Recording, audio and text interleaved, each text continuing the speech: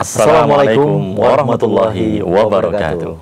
Pemirsa MTA TV dimanapun Anda berada, alhamdulillahirrahmanirrahim, puji syukur kita aturkan kehadirat Allah Subhanahu wa Ta'ala.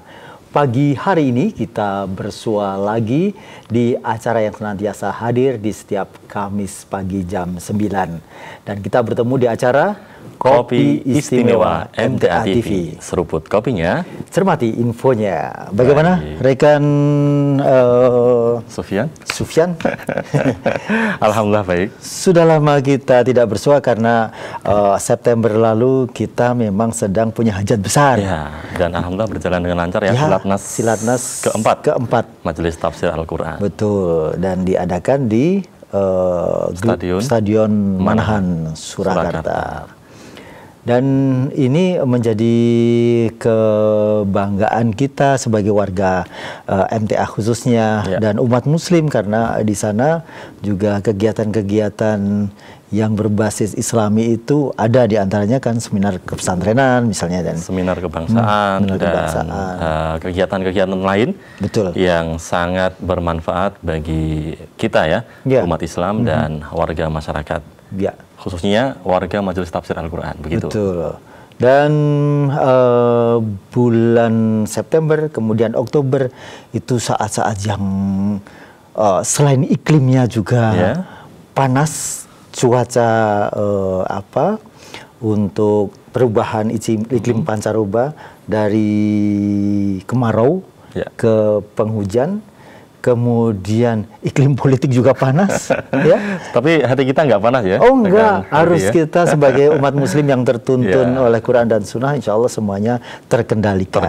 Tetap adem, ayem, dan aman. Ya, dan yang patut kita berbangga adalah kekompakan daripada aparat TNI, kemudian kepolisian, kemudian warga masyarakat senantiasa menjalin kesatuan di kegiatan-kegiatan kemasyarakatan sosial. Apa itu diantaranya? TMMD ya, kalau TNI ya. Tentara Manunggal masuk desa. Manunggal ini menyatu bersama masyarakat di desa. Dan ini sudah dilakukan di Kecamatan Banjarsari, dan kegiatan ini tentu saja akan memberikan dampak yang baik untuk masyarakat. Misalnya kalau ada bantaran sungai yang di sana banyak sekali ini ya, sampah. Terus kemudian ada tumbuhan yang menghambat jalannya air, begitu ya. Betul. Dan beberapa waktu yang lalu terkadang yang di bantaran-bantaran itu kan terkumpul yang nyangkut-nyangkut gitu ya. Sampah-sampah yang nyangkut, itu ketika bahaya kalau musim penghujan tiba seperti sekarang ini ya, sudah mulai hujan di beberapa daerah. Dan alhamdulillah TNI bergerak cepat sepertinya ya, untuk mengantisipasi musim penghujan yang akan tiba. Dan kegiatan ini sudah ditutup dan alhamdulillah semuanya sukses ya. Pemirsa dimanapun Anda berada, berjalan selama sebulan program TNI Manunggal Membangun Desa atau TMMD Sengkuyung 3 di Kelurahan Kadibiro, Kecamatan Banjarsari, Kota Surakarta, Jawa Tengah resmi ditutup. Penutupan TMMD Sengkuyung tahap 3 tahun 2023 dilakukan oleh Wakil Wali Kota Solo Teguh Prakosa bersama Komandan Kodim 0735 Surakarta, Letkol Infantri Eko Hardianto. Penutupan ditandai dengan upacara di lapangan Prawit, Kelurahan Nusukan, Banjarsari pada Jumat pagi. Menurut Dandim, ini merupakan program dari TNI Angkatan Darat yang terakhir tahun ini dengan pembuatan saluran air dengan udit dan keduk walet untuk memperlancar aliran air. Kegiatan kali ini adalah TMMD Sengkuyung yang terakhir di tahun ini. Kemudian kegiatannya yaitu pembuatan saluran air dengan unit, kemudian peninggian air, kemudian keduk walet, sehingga aliran air dapat berjalan dengan lancar, tidak ada yang tersumbat. Seusai penutupan, dengan menggunakan mobil listrik, seluruh jajaran Forkopimda Kota Surakarta mengecek secara langsung lokasi perbaikan saluran air sepanjang 457 meter. Dari Kota Solo, Jawa Tengah, Muhammad Hasan, MTA TV. Baik, itu tadi ya rekan Rudi, peran TNI bagi masyarakat sekitar. Ya. Semuanya bersinergi, tidak hanya TNI, bukan. Ya, karena di sana semua unsur masyarakat ada, TNI, Polri. Bahkan juga organisasi masyarakat juga dilibatkan ya. Ada Majelis Tafsir Al-Quran dan yang lainnya. Dan insya Allah kita patut tetap harus mendukung, berbangga juga, karena kita insya Allah tidak pernah absen. Ya. Majelis Tafsir Al-Quran selalu menerjunkan relawannya, satgasnya, dan SAR-nya untuk turut serta membangun bangsa, seperti itu ya. Termasuk diantaranya kegiatan TMMD tadi. Begitu. Dan kegiatan-kegiatan sebelumnya yang dulu mungkin di tahun pandemi itu SAR kita tidak pernah, ibaratnya tidak pernah tidur. Begitu ya. Terus membantu, bekerjasama dengan aparat pemerintahan untuk menanggulangi waktu itu ya COVID-19 dan sudah usai ya. Tidak hanya kalau menanggulangi sih kayaknya terlalu berat bebannya karena kita bersinergi dengan para medis, kemudian para medis juga. Nah itu ketika memang ada jenazah penguburan jenazah, kemudian pemakaman atau pengantaran jenazah ke wilayah tertentu, insya Allah SAR kita tidak pernah lepas untuk ikut turut serta atau andil dalam kegiatan itu. Di mana ada kegiatan kemanusiaan, pasti Majelis Tafsir Al-Quran tidak pernah absen. Ya, kadang-kadang saya juga iri loh kepada teman-teman SAR itu. Kita yang hanya duduk-duduk seperti ini gitu, hanya ngomong-ngomong saja, beliau-beliau itu benar-benar susah payah mengorbankan waktu dan sebagainya begitu. Kalau dirimu gimana? Kita alhamdulillah sebagai media turut serta memberitakan ya, menginfokan kegiatan-kegiatan SAR. Punya bagian sendiri-sendiri. Dan tentunya insya Allah memberikan inspirasi positif bagi masyarakat yang menyimak dan melihat. Insya Allah baik di MTA TV maupun media MTA TV media MTA yang lain ya, Radio Persada dan lainnya. Ya. Ngomong-ngomong, putramu udah kelas berapa ini? Kelas 1 SD kan Rudi? Kelas 1 SD? Kelas 1 SD. Berarti akan menemui sebuah komunitas baru, lingkungan baru di lingkungan sekolah ya. Di lingkungan sekolah. Baik. Nah ini apakah nggak ada rasa ketika mungkin seorang ayah atau orang tua itu mengantar seorang anak putranya, kemudian ketika mau ditinggal, ada sih ya yang putra putrinya itu terkadang istilah Jawanya kelayu gitu ya. Menangis gitu, ingin ditungguin gitu. Meskipun ketika bersama teman-temannya dia semula enjoy gitu, tapi ketika sudah dilihat orang tuanya nggak ada itu nangis. Nah ini terjadi juga di putranya. Alhamdulillah tidak terjadi. Tidak terjadi ya. Tentunya kita memberikan pemahaman, pesan kepada anak-anak kita agar di sekolahan selalu mengikuti peraturan yang ada di sekolahan dan nasihat-nasihat gurunya seperti itu. Dan mungkin ini termasuk yang akan kita informasikan ya rekan Rudi ya. Kalau tadi bapak-bapak TNI kita yang berperan membangun sarana prasarana di masyarakat. Nah kalau ini peran Kepolisian Republik Indonesia ya. Salah satunya di Sukoharjo untuk memberikan pemahaman kepada anak-anak sekolah. Bullying ya. Oh ada beritanya nih? Ada beritanya. Oke, siap. Di Sukoharjo. Guna memberikan pemahaman pentingnya menghindari bullying di lingkungan sekolah, Polres Sukoharjo gelar penyuluhan dan edukasi kepada anak didik di SDIT MTA Sukoharjo. Kegiatan penyuluhan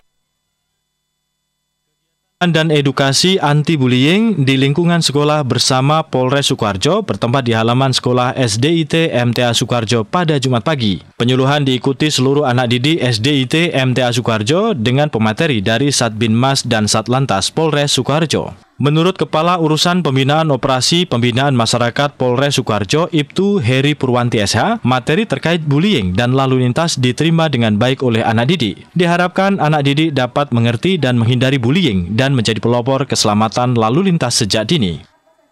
Terkait dengan materi bullying dan tertib berlalu lintas. Materi yang sudah kami sampaikan diterima antusias oleh anak-anak dan harapannya anak-anak bisa paham, mengerti, dan bisa menghindari terkait dengan adanya maraknya kegiatan bullying di sekolah. Dan juga mereka akan menjadi pelopor keselamatan berlalu lintas sedari dini. Pada acara ini juga ditampilkan pertunjukan pantomim dan drama oleh para anak didik SDIT MTA Sukoharjo. Kontributor Kabupaten Sukoharjo, Jawa Tengah, Wikan Bimantoko, MTA TV. Baik. Wah, alhamdulillah ya, ini satu yang menggembirakan. Meskipun juga kita harus memberikan pengertian itu tidak hanya kepada anak kita, semuanya harus bareng-bareng, ya, begitu. Harus bersinergi tadi ya, bekerjasama untuk supaya bullying ini tidak terjadi lagi. Betul. Dan bullying itu rata-rata kepada anak-anak yang sifatnya minoritas ya. Terlihat lemah. Terlihat lemah gitu. Terus kemudian kalau anak-anak yang pintar gitu, nggak sepertinya nggak terkena bullying ya. Anak yang membullying juga pasti lihat-lihat ya. Iya.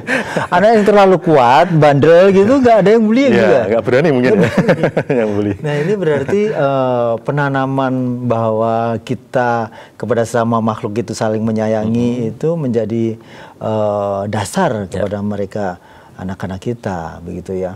Dan kita sebagai seorang tua ya juga harus memberikan nasihat, saran kepada anak-anak kita supaya jangan sampai melakukan bullying kepada teman ya sama di sekolah, dan jangan sampai merugikan sesama teman di sekolah seperti itu ya.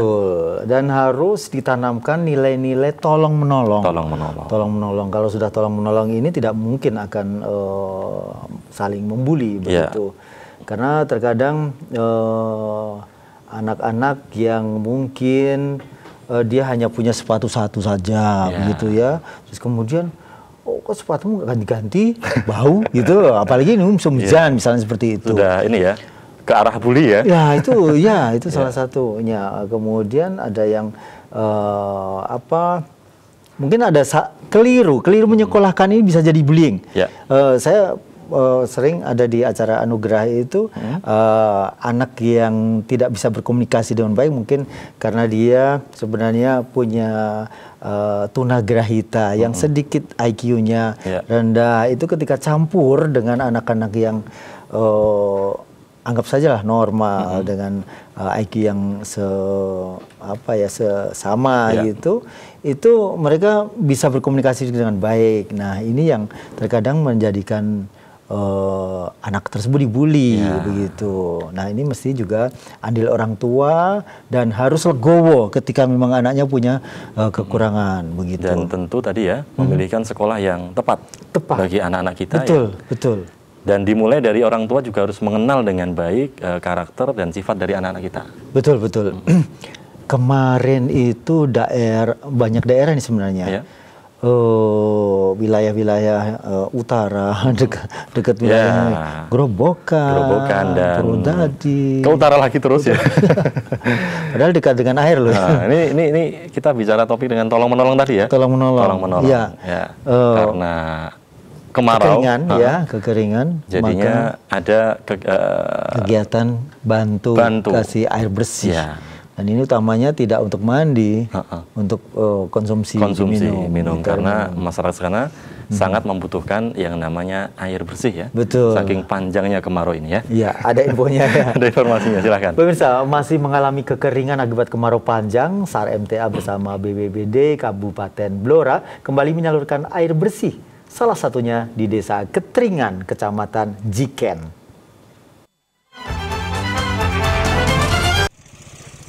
Dengan menggunakan 4 mobil tangki milik BPBD, SAR MTA mendistribusikan air bersih kepada warga desa di Desa Ketringan, Kecamatan Jiken, Kabupaten Blora. Total sebanyak 24.000 liter air didistribusikan ke 5 dusun, yaitu Dusun Ngapus, Dusun Keteringan Ngerojo, Dusun Keteringan Brangwetan, Dusun Talun, dan Dusun Ngagli. Menurut Kepala Desa Keteringan, kekeringan sudah lama terjadi dan sumber air berada jauh dari desa. Pihaknya merasa terbantu dengan adanya bantuan pendistribusian air bersih untuk warga desa. Apa tuh Pak? Untuk sumber air sangat jauh dari desa, ini untuk kekeringan sangat membantu warga karena kekeringan ini agak lama dan kemaraunya agak panjang, jadi warga sangat membutuhkan untuk air bersih. Jarak ke sumber air dari sini berapa? Hampir 3 kiloan, 3 kilo. Diharapkan dengan adanya kegiatan ini dapat membantu memenuhi kebutuhan air bersih warga terdampak kekeringan. Dari Kabupaten Blora, Jawa Tengah, Firna Wibawanto, MTA TV. Ya. Alhamdulillah kita bisa memberikan kebahagiaan ya, membantu tidak seberapa lah ya sebenarnya, masih kurang banyak ya, tangki air yang sangat lah, dibutuhkan oleh masyarakat sekitar yang sudah mengalami kekeringan beberapa waktu ini. Dan ini hanya salah satu titik ya yang kita beritakan, diberitakan. Padahal alhamdulillah banyak sekali warga masyarakat yang disalurkan ya air bersih ini oleh relawan-relawan dari Majelis Tafsir Al-Quran. Ya, kalau di tempatmu di daerah Sumber Lawang itu, apakah termasuk juga? Ya, termasuk rekan Rudi. Kering gitu ya. Kering ya. Airnya jadi sangat untuk sulit. Minum yang sulit ya. Ya, untuk minum sangat sulit. Kemudian kalau untuk mencuci air dari yang tidak terlalu bening karena kondisi geografisnya mungkin masih aman ya. Tapi untuk minum sangat memerlukan bantuan air bersih seperti itu. Betul. Dan satu tangki itu bisa berapa hari sebenarnya? Satu tangki kalau tergantung masyarakatnya ya. Kalau masyarakatnya banyak. Misalnya satu RT banyak ya paling dapat beberapa jerigen satu keluarga gitu ya.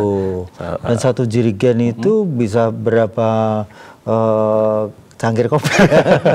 Kalau gitu kita minum dulu ya. Iya, boleh.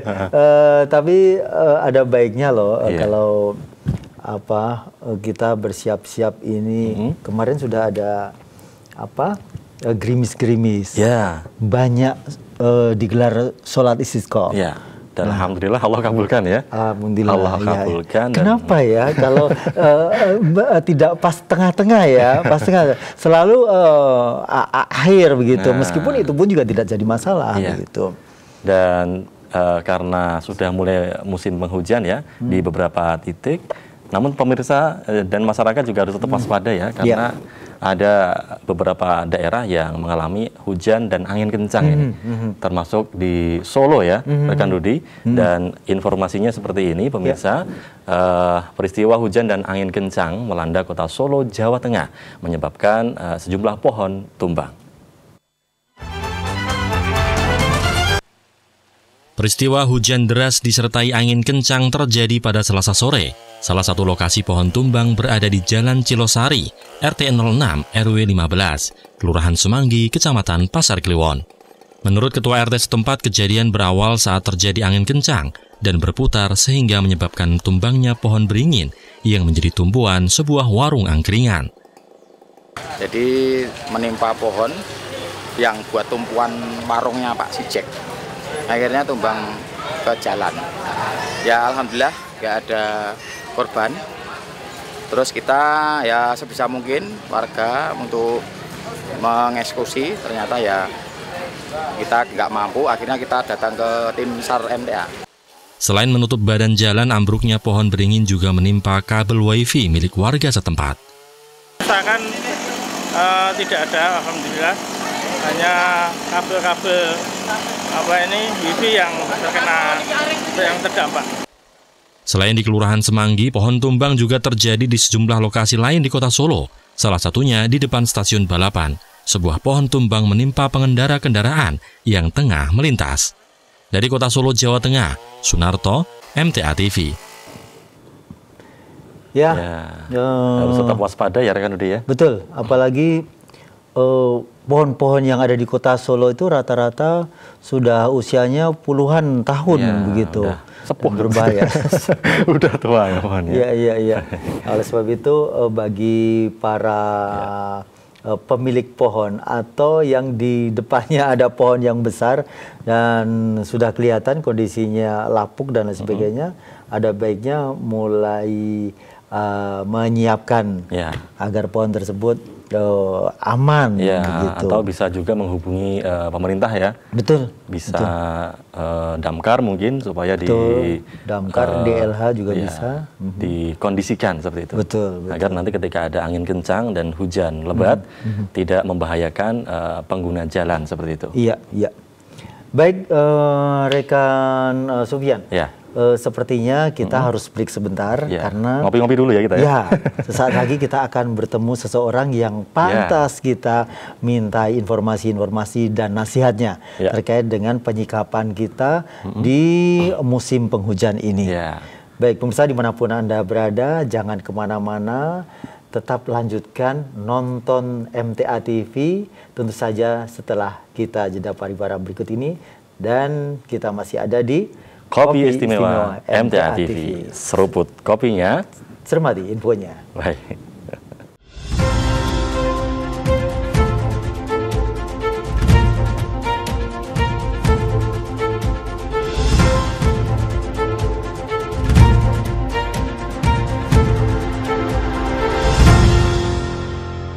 Baik, pemirsa dimanapun Anda berada, kita masih ada di acara Kopi Istimewa MTA TV. Seruput kopinya, cermati infonya. Baik. Dan kali ini kita sudah terhubung dengan seseorang yang beberapa waktu lalu memberikan nasihatnya bersama seseorang pula. Saya langsung ketemu saja, langsung kita aturi. Beliau adalah Bapak Niko yang Niko Agus Putranto, SHMA. Beliau adalah Kepala BPBD Kota Surakarta. Assalamualaikum warahmatullahi wabarakatuh, Pak Niko. Waalaikumsalam warahmatullahi wabarakatuh. Mas Rudi dan Mas Sufyan. Sehat?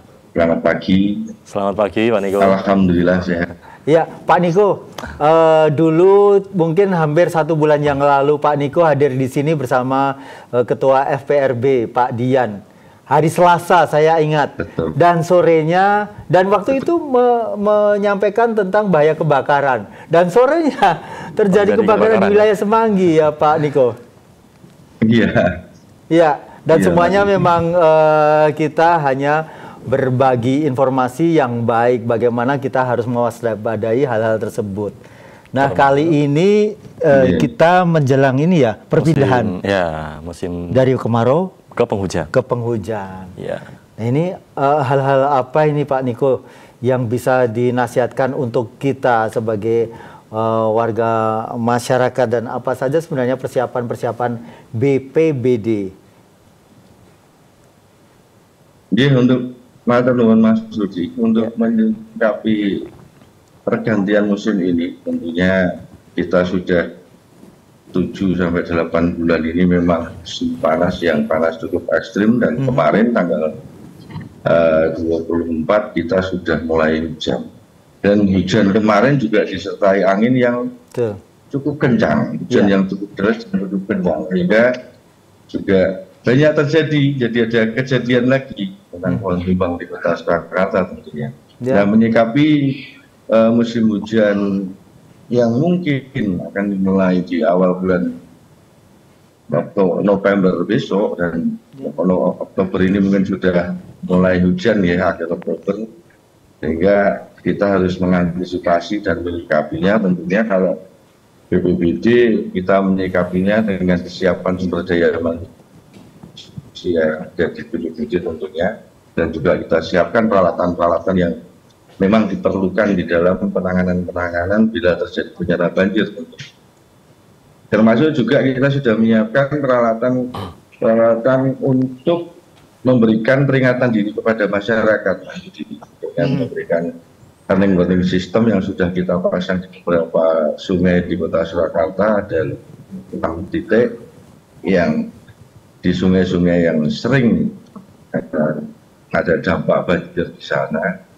Daerah-daerah rawan banjir di Kota Surakarta sudah kita pasang GPS-nya, dan juga tentunya daerah-daerah rawan banjir sekarang memang harus kita sikapi bersama, harus kita siapkan, di mana di BPBD juga sudah menyiapkan peta-peta bencana. Juga kita sudah membentuk tim dari BPBD sendiri untuk melakukan pantauan sungai apabila terjadi hujan di daerah-daerah wilayah-wilayah yang kami petakan sebagai daerah yang rawan bencana, ya. Dan termasuk juga kita siapkan untuk tempat-tempat untuk evakuasi apabila terjadi bencana. Kita akan koordinasi dengan pemangku wilayah atau bapak-bapak lurah nanti, termasuk juga kita siapkan untuk kesiapan logistiknya. Mungkin itu yang kita sikapi untuk mengantisipasi di musim hujan ini apabila nanti terjadi bencana. Baik. Itu mungkin Mas Rudi. Baik, kemudian ini Pak Niko ya, apa himbauan atau nasihat, pesan yang ingin disampaikan kepada masyarakat ya, khususnya masyarakat di Surakarta terkait mulainya musim penghujan ini Pak Niko? Iya, mantap teman.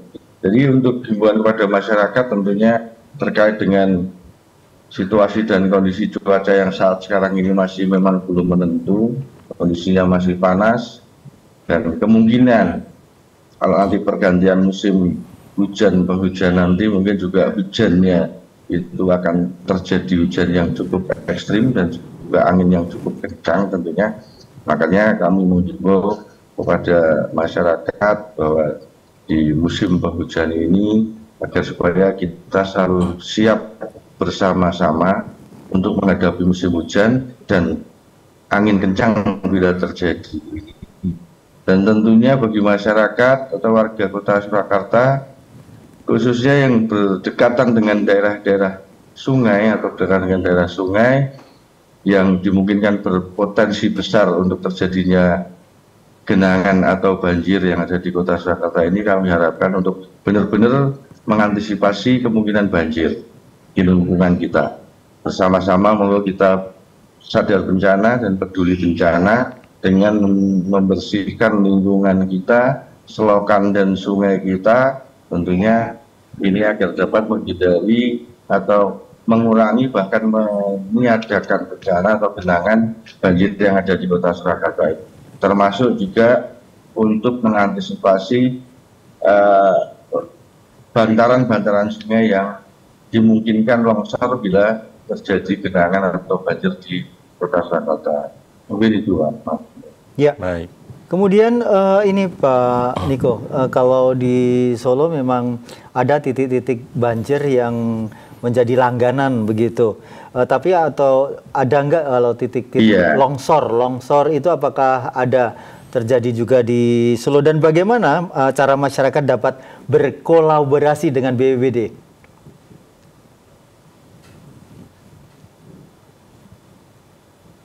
Halo Pak Niko. Baik, masih terhubung ya Pak Niko ya? Ya, mungkin ini ada sedikit gangguan koneksi ya. Mungkin bisa. Sudah terdengar? Bisa saya ulang Pak? Bisa terdengar? Sudah sekarang bisa. Sekarang bisa. Oke. Ya tentunya di Solo ada beberapa titik yang rawan longsor, karena di Solo juga ada daerah-daerah yang berbukit, ya, khususnya di Wojosongo itu juga berbukit sehingga masih dimungkinkan rawan longsor. Dan yang paling sering terjadi juga longsor itu bantaran-bantaran sungai, karena bantaran sungai banyak yang belum bertaut ini juga rawan longsor di Kota Surakarta ini, karena di bantaran sungai juga sudah banyak yang ditanami bangunan-bangunan oleh masyarakat tentunya. Nah ini tentunya kita juga antisipasi daerah-daerah longsor ini dengan pembangunan talun yang ada di pinggir-pinggir sungai tentunya. Dan termasuk apa yang menjadi peran masyarakat di dalam pengurangan risiko bencana, tentunya kita peran masyarakat cukup besar, sangat besar menjadi, karena masyarakat sekarang di samping menjadi korban bencana, dimulai menjadi korban bencana, tetapi sekarang perilakunya juga harus menjadi pelaku di dalam penanganan dan penanggulangan bencana yang ada di Kota Surakarta. Di mana memang sekarang ini, alhamdulillah kita sudah bersama-sama, masyarakat dan relawan sekarang sudah sangat peduli dalam kebencanaan, dan peran-peran penting serta kepedulian masyarakat terhadap lingkungan ini memang menjadi pantauan kita, dan juga di dalam sosialisasi kita selalu mengajak untuk bersama-sama masyarakat dan relawan serta tokoh masyarakat untuk melakukan tindakan-tindakan antisipasi bila terjadi bencana di Kota Surakarta ini.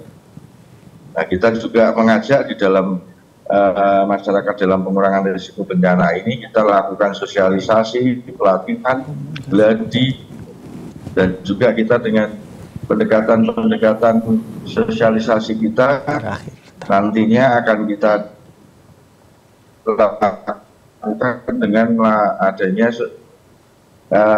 videotron, mungkin nanti akan kita pasang spanduk-spanduk di daerah-daerah rawan bencana dan di pinggir sungai, agar supaya masyarakat akan lebih paham dan sadar akan bencana, dan nantinya akan menjadi peduli terhadap lingkungan kita. Mungkin itu Pak, peran masyarakat sangat penting di dalam penanganan antisipasi bencana di Kota Surakarta ini. Baik, Pak Niko, mungkin bisa disampaikan jika mungkin nanti terjadi bencana di lingkungan sekitar masyarakat, apakah ada saluran khusus ya, saluran komunikasi khusus yang untuk menghubungi ya, yang bisa di-share kepada masyarakat untuk menghubungi BPBD Kota Surakarta ini?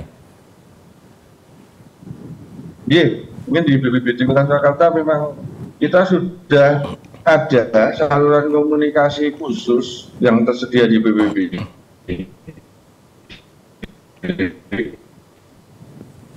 Dan masyarakat apabila ada apapun korban yang ada, tentunya dapat melapor ke kami melalui center kami di 112 atau di nomor telepon 746445 atau di nomor HP kita di 081 126 49289 atau di IG BPBD Kota Solo juga bisa, atau di Facebook BPBD Surakarta, atau lewat Twitter kita di @solo_BPBD juga kita bisa. Tapi yang paling cepat di kita melalui nomor HP dan nomor telepon kita langsung saja di 746445. Ini pasti akan kita tangani, karena SOP kita itu 15 menit kita sudah ada di TKP. 24 jam ya Pak ya? 24 jam. Ya. Baik. Kita stand 24 jam. Baik. Ya. Baik, terima kasih Pak Niko. Wah, ini mudah-mudahan Pak Niko selalu sehat ya, karena melayani masyarakat yang membutuhkan kesigapan untuk segera mendapatkan penanganan. Begitu Pak Niko, terima kasih Pak Niko. Pak Niko. Assalamualaikum warahmatullahi wabarakatuh. Terima kasih Pak Lutfi dan Mas Sofian. Waalaikumsalam. Ya. Baik, pemirsa dimanapun Anda berada, itu tadi Pak Niko Agus Putranto, SHMH, selaku Kepala BPBD Kota Surakarta. Dan tadi Anda patut dan harus catat nomor hotline-nya ya, di 021 746 4455. BPBD 746-4455. Ya, BPBD Kota Surakarta ya. Betul, betul. Jadi ketika ada sesuatu yang di sana membutuhkan segera penanganan dan bantuan, betul, segera menghubungi BPBD Kota Surakarta di nomor telepon 0271 746 4455. Baik. Ya. Ada informasi selanjutnya nih, rekan Rudi? Ya, tentu saja untuk saudara kita yang ada, utamanya warga MTA ya, dimanapun berada, itu ternyata bahwa Majelis Tafsir Al-Quran senantiasa menyampaikan dakwahnya tidak didominasi oleh para ustadz-ustadznya saja, tapi bagian putri ustazah kita juga tidak kalah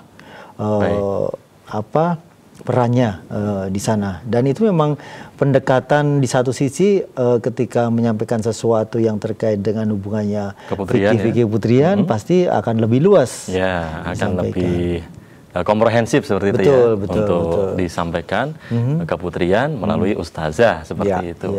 Termasuk informasi yang akan kita sampaikan. Terkait dengan kajian gabungan keputrian ya. Guna mempererat silaturahmi dan ukhuwah digelar pengajian gabungan keputrian MTA Perwakilan Grobogan dengan Keputrian MTA Pusat. Kemudian berikut laporan kontributor MTA TV dengan Sentot Nugroho ya di lokasi acara ini.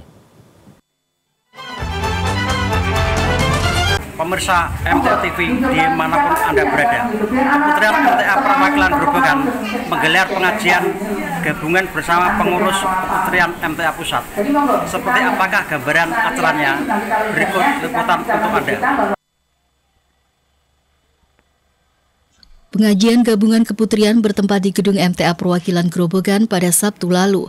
Ustazah Insinyur Sri Rahayu yang juga narasumber acara Saatnya Wanita Berbicara hadir untuk menyampaikan tausiah berjudul Kembali kepada Al-Quran dan Sunnah untuk memperkokoh kebersamaan. Menurut Winarsi selaku pengurus Keputrian MTA Grobogan, pengajian ini bertujuan menyambung dan menguatkan tali silaturahmi di antara sesama. Bentuklah kebersamaan yang kuat dan mengambil garis lurus dalam menjalankan ibadah, dalam menjalankan atau mengamalkan hasil-hasil kajian sesuai dengan Al-Quran Sunnah. Peserta merasa bersyukur atas digelarnya pengajian ini karena seluruh materi yang disampaikan bersumber dari Al-Quran dan Sunnah. Semua isinya dari Al-Quran dan hadis sahih. Beliau menyampaikan semua materi yang dititipkan dari Al-Ustadz agar disampaikan kepada ibu-ibu di perwakilan seluruh Grobogan ini. Peserta berharap ke depan pengajian serupa bisa digelar rutin secara berkala bersama pengurus Keputrian MTA Pusat. Kontributor Grobogan Jawa Tengah, Sentot Nugroho dan Jaswanto, MTA TV. Baik, ibu-ibu juga tidak boleh ketinggalan ya dalam hal dakwah dan peran dalam dakwah ini. Terutama beliau-beliau kan otomatis, bukan otomatis, dominasinya ada di rumah. Dan itu membersamai putra-putri kita. Dan di sana justru sangat-sangat wajib untuk membimbing anak-anak ini harus di rel yang benar. Begitu. Sebagaimana dikatakan ya, ibu itu adalah pendidikan pertama. Betul. Yang harus memberikan nilai-nilai, adab, akhlak ya, dan karakter di rumah ini ya, bagi anak-anak kita sebagai keluarga muslim ya. Maka sebenarnya tidak ada alasan bahwa seseorang ibu itu merasa kurang tatkala dia hanya di rumah saja. Ya, justru perannya malah urgen ini ya. Tanpa ibu, tanpa istri, itu kita sangat-sangat tidak ada manfaatnya. Kita banyak cari maisah di luar. Tapi kalau anak-anak rumah terbengkelai, apalah artinya? Di balik lelaki sukses, di sana ada seorang wanita. Pasti. Yang mendorong untuk terus melakukan perbaikan, kebaikan, dan menuju kesuksesan ya. Nah, bagi teman-teman yang mungkin belum memiliki wanita di belakangnya ya.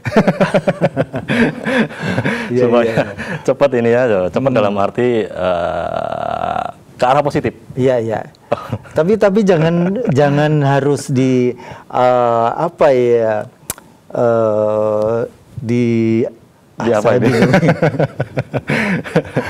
karena wanita tadi laki-laki jadi sukses itu baru satu maksudnya. Nah itu maksudnya begitu. Tapi itu bukan jadi patokan jadi patokan karena ada kelanjutannya adil. Itu tadi. Terus sampai situ ya. Sampai situ ya. Karena itu tadi. Tapi yang jelas untuk teman-teman kita semuanya yang saat ini mungkin masih belum ya, kita doakan. Iya. Kita doakan. Tapi juga harus ada usaha ya. Usaha menuju ke sana ya. Iya. Kalau kita hanya mendoakan tapi teman kita nggak berusaha, ikhtiar itu sangat perlu. Nah, mungkin barangkali bisa mendatangi ustadz yang minta nasihat dan minta dicarikan jodoh seperti itu ya. Betul. Karena peran ibu dan wanita ini urgen sekali bagi kehidupan. Sangatlah penting begitu. Selain pendidikan, juga perannya bagi menyokong semangat pria. Betul. Itu juga sangat dibutuhkan. Mungkin terkadang ada yang laki-laki itu sering sakit-sakitan. Iya kan? Karena apa? Karena tidak ada yang ngerokin, misalnya seperti itu ya. Itu bisa terjadi karena itu. Kurang semangat tadi ya. Gitu. Kalau misalnya kita capek, ada yang nyuciin misalnya. Bukan lantas istri menjadi tukang cuci di rumah. Jangan sampai seperti harus itu ya. Kolaborasi semuanya. Bekerja sama. Karena hidup dan berumah tangga itu sinergi, bekerja sama ya. Jangan salah satu mendominasi. Betul. Mendominasi dalam kebaikan. Dan boleh ya. Saling subsidi. Iya, subsidi kebaikan di sana. Subsidi kebaikan. Iya. Artinya mendorong ya. Menasihati, saling mendorong untuk terus melakukan kebaikan dan ibadah tentunya. Betul. Kebaikan yang kegiatan-kegiatan yang bernilai ibadah di sisi Allah Subhanahu wa taala nih. Ya, nanti segala sesuatunya pasti teratur dengan enak. Bangun ya tidak kesiangan gitu ya. Lebih lagi sebentar lagi sekitar 4-5 bulan lagi kita sudah puasa lagi. Ramadan ya. Ya, alhamdulillah. Nah, teman-teman udah ada waktu 5 bulan ya untuk menyiapkan ke sana supaya nanti ada yang masakin, bangunin sahur. Nah, itu penting ternyata ya. Luar biasa ya, ternyata menikah itu benar-benar bermanfaat sekali. Tentunya harus mencari pasangan yang solihah bagi yang soleh. Dan untuk itu kita harus tetap rutin ngaji. Oh pasti. Nah itu yang salah satu jalan kita menuju. Karena kita kelak itu akan menjadi imam. Ya. Istri kita jadi makmum. Dan anak-anak kita. Jangan sampai kita sudah siap menjadi imam tapi nggak ada makmumnya ini. Iya. Barangkali ada rekan Rudi informasi berikutnya ini ya. Oh iya, ini tentang hal-hal yang terkait dengan pendidikan. Masih ada hubungannya ya. Masih ada hubungannya. Bahwa pemirsa di SDIT MTA Karawang Jawa Barat mewakili Kecamatan Kelari dalam kegiatan pesta siaga tingkat Kabupaten Karawang Jawa Barat. Berbagai kostum unik dikenakan anggota pramuka siaga dari SDIT MTA Karawang maupun dari sekolah lainnya saat mengikuti Karnaval Pesta Siaga pada Sabtu lalu. Selain Karnaval, Pesta Siaga tingkat Kabupaten Karawang juga diisi dengan apel bersama, bazar, wisata edukasi, dan wawancara dengan tokoh. Menurut Ketua Majelis Pembimbing Gugus Depan SDIT MTA Karawang, dalam Pesta Siaga ini pihaknya mengusung tema Siaga Peduli dengan Lingkungan. Kegiatan kali ini kami untuk properti pada saat karnaval, bazar, menggunakan memanfaatkan limbah sampah yang kami kelola dari sampah plastik, kardus, dan lain sebagainya. Ini sebagai bentuk aksi nyata bahwa kami dari usia siaga peduli terhadap lingkungan sekitar kita untuk menjaga bumi untuk ke depan lebih baik. Andalan ranting urusan pembinaan anggota dewasa atau Binawasa Putra, Kecamatan Kelari menambahkan, melalui bazar pesta siaga ini, para anggota pramuka siaga bisa belajar berbagai ilmu, baik marketing maupun produknya. Tentang proses bagaimana marketingnya, proses tentang produknya, presentasinya, juga mereka belajar bagaimana cara memikat supaya para pengunjung bisa membeli di standnya. Diharapkan ke depan, kegiatan ini selalu digelar dan bisa memberikan manfaat, terutama bagi pramuka siaga dan gerakan pramuka. Kontributor Karawang Jawa Barat, Fajar Catur Hidayanto, MTA TV. Wah, ternyata kegiatan pramuka tidak hanya PBB ya, rekan pelajaran baris berbaris. Iya, ada di sana ada tadi ya bazar, ada karnaval dan lain sebagainya ya. Waktu kecil ikut pramuka? Ikut Ikut ya. Tapi ya waktu itu hanya sekedar PBB ya. Sampai apa? SMP, SMA? SMP. Ya. Berarti masih siaga penggalang ya? Penggalang, belang. Berarti waktu itu kalau SD berarti barung apa warna? Apanya? Ini saya agak bertanya. Barung hijau, barung ya itu. Kalau siaga itu kan regu apa? Regu apa tuh? Waktu itu saya regu Garuda ya. Oh, saya Badak. Tetap menang Garuda gitu ya. Badak berjumlah 1 ya. Baik, rekan Sufyan, sepertinya kebahagiaan kita bisa bertemu dengan para pemirsa di hari ini, bisa sharing dengan informasi-informasi bermanfaat. Mudah-mudahan ini akan memberikan satu pencerahan untuk kita semuanya dan bisa kita aplikasikan dalam kehidupan kita. Baik, mudah-mudahan informasi yang kita sampaikan menginspirasi pemirsa semuanya untuk terus melakukan kebaikan-kebaikan ya, rekan Rudi.